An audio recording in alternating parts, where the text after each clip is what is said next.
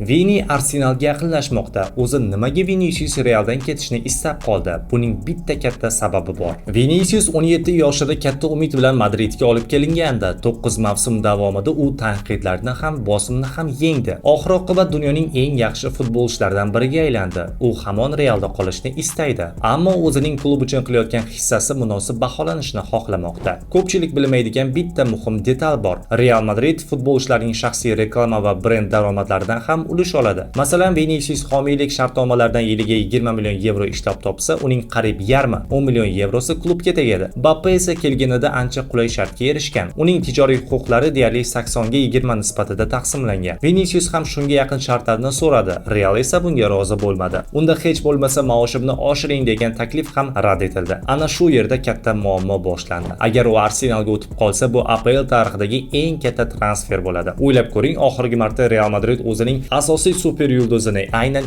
eng cho'qqisida boshqa klubga qo'yib yuborganini eslay olasizmi? Buni izohlarda yozib qoldiring. Bundan da qiziqarli kontentlar sahifamda obuna bo'ling.